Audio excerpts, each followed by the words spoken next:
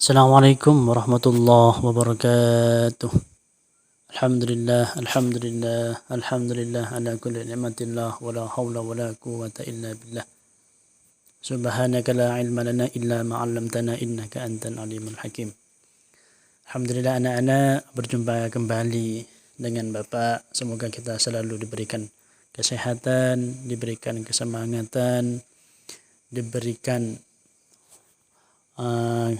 kesempatan yang selalu kita gunakan dalam kemanfaatan. Salah satunya yaitu belajar atau menuntut ilmu untuk menghilangkan kebodohan yang ada pada diri kita semua. Baik, materi kita pada hari ini ialah sholat jama' dan qashar. Mapal Pendidikan Agama Islam kelas 7 semester 2. Adapun kompetensi dasar kita pada hari ini ialah 3.10 memahami ketentuan sholat jama' dan qashar, 4.10 mempraktekkan sholat jama' dan qashar. Tujuan pembelajarannya, peserta didik mampu 1. Menjelaskan makna sholat jama' dan qashar setelah membaca materi dengan benar. 2. Menunjukkan ayat Al-Quran dan hadis terkait sholat jama' dan qashar setelah membaca materi dengan benar. 3. Mempraktekkan sholat jama' dan qashar setelah berlatih dengan benar. 4. Menerapkan perilaku disiplin dalam keseharian setelah mempelajari hikmah sholat jama' dan qashar dengan tepat.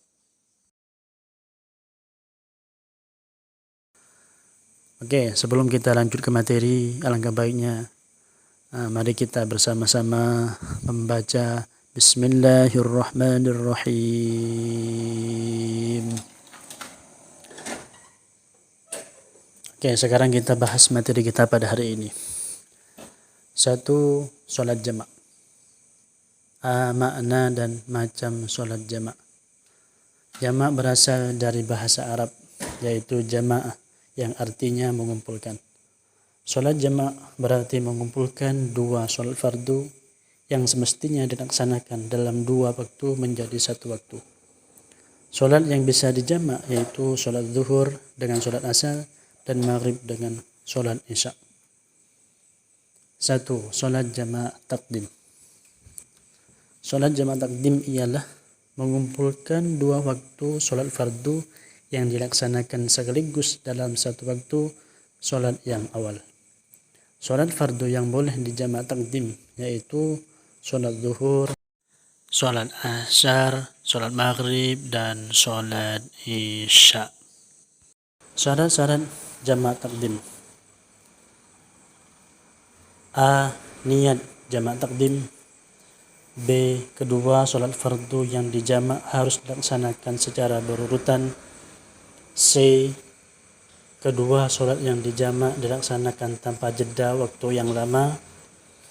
Jadi ketika sudah sholat yang pertama dikerjakan, langsung mengerjakan sholat yang kedua. D. Uzur masih berlanjut ketika sholat kedua dimulai. E. Waktu sholat pertama masih ada ketika sholat keduanya dilaksanakan. 2. Tadi itu jama' takdim, sekarang kita yang kedua yakni sholat jama' takhir. Sholat jama' takhir adalah mengumpulkan 2 sholat fardu yang dilaksanakan pada waktu sholat kedua. Adapun syaratnya adalah pertama, niat jama' takhir pada waktu sholat fardu pertama. B. Uzur atau halangan yang memperbolehkan jama' masih berlangsung sampai waktu sholat fardu kedua. C. Kedua sholat fardu dilaksanakan tanpa tenggang waktu yang panjang. D. Kedua sholat dapat dilaksanakan secara berurutan. C. Syarat-syarat diperbolehkan menjama' sholat. Itu syaratnya ada 4. Yang pertama ialah sedang dalam perjalanan. Adapun batas perjalanannya yaitu 2 marhalah atau 89 km. 2. Hujan lebat yang membahayakan. 3 sakit, 4 wukuf di Arafah dan bermalam di Muzdalifah. 2. Sholat qashar. Pengertian sholat qashar. Qashar berasal dari kata qashar yang artinya meringkas atau memendekkan. Jadi sholat qashar artinya meringkas sholat 4 rakaat menjadi 2 rakaat. Jadi kalau misalnya kita sholat duhur asalnya 4 rakaat, tapi kalau diqashar menjadi 2 rakaat. Adapun ayat yang menjelaskan atau yang memperbolehkan untuk kita sholat qashar ialah sebagai berikut ayatnya. A'udzu billahi minasyaitonir rajim. Bismillahirrahmanirrahim. Wa idza darabtum fil ardi falaysa 'alaykum junahun an taqsuru minas shalah in khiftum an yaftinakumul ladzina kafaru innal kafirina kanu lakum aduwwan mubina. Artinya, dan apabila kamu bepergian di muka bumi, maka tidaklah berdosa kamu mengqashar salat. Jika kamu takut diserang orang-orang kafir, sesungguhnya orang-orang kafir itu adalah musuh yang nyata bagimu. Sekarang B. Syarat sholat qashar. 1. Berada dalam perjalanan. Itu perjalanannya ini di sini ada 3 syarat. Yang pertama, jarak perjalanan minimal 89 km atau 2 marhalah. B. Bukan perjalanan makruh atau haram. Jadi perjalanannya itu bukan perjalanan yang makruh atau haram. Contoh haram misalnya kita pergian jauh, tujuannya hanya untuk bermaksiat misalnya, itu maka tidak diperbolehkan. C. Bukan perjalanan tanpa tujuan. Jadi bepergian itu harus ada tujuan. Misalnya kita mau jenguk keluarga kita yang sakit misalnya, itu boleh. Jadi syarat yang pertama itu harus memenuhi syarat yang ketiga yang sudah tertera di sini. Syarat yang kedua ialah hanya berlaku untuk sholat fardu 4 rakaat. Jadi yang boleh di qashar ialah sholat duhur, asar, isya dan maghrib. Maghrib itu juga boleh di qashar, namun tetap 3 rakaat. Tuh. Syarat yang ketiga ialah tidak menjadi makmum dari imam yang melaksanakan sholat secara sempurna. Jadi kita tidak menjadi makmum, tidak bermakmum pada orang yang mukim. Berikut contoh niat sholat jamaah qashar.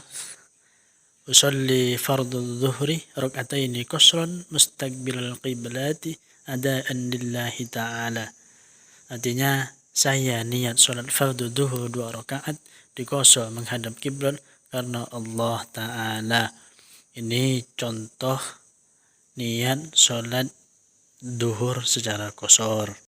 Jadi kalau sholat asar tinggal diganti duhurnya menjadi sholat asar, atau kalau sholat isya tinggal diganti lafaz duhurnya menjadi sholat isya. Contohnya seperti ini. Misalnya kita mau sholat isya. Jadi usolli fardul isya'i rak'ataini qashran mustaqbilal qiblati adaan lillahi ta'ala. Jadi tinggal diganti. Kalau kita mau sholat isya ya diganti dengan sholat isya, mau sholat asar ya diganti dengan sholat asar. Seperti itu. Sekarang kita lanjut C. Penyebab gugurnya hak mengqashar sholat. Di sini ada 5. Yang pertama, berniat menetap lebih dari 3 hari. Jadi batasnya 3 hari. 2. Kembali ke tempat asal. 3. Menjadi imam orang yang mukim. 4. Bertujuan atau tujuan perjalanan tidak jelas. 5. Perjalanan yang dilakukan berhukum makruh atau haram. Jadi dengan 5 kriteria yang telah disebutkan di sini, jika salah satu unsur dari perjalanan kita terdapat dari salah satu ini, maka gugur hak mengqadha salat atau tidak boleh untuk mengqadha salat jika salah satu dari perjalanan kita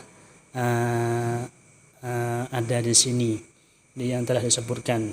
Misalnya kita mau pergi dari Singkawang misalnya mau ke Pontianak, terus perjalanan kita hanya bertujuan tidak jelas, tidak ada tujuan, maka itu tidak boleh atau haknya gugur untuk mengqashar salat. Seperti itu. Ya, itu sedikit penjelasan tentang materi kita pada hari ini. Semoga bermanfaat bagi kita semua dan kita ketika bepergian bisa mengamalkan apa yang telah kita ketahui. Sekian dari Bapak, kurang lebihnya mohon maaf. Wallahul muwaffiq ila aqwamit thoriq. Assalamualaikum warahmatullahi wabarakatuh.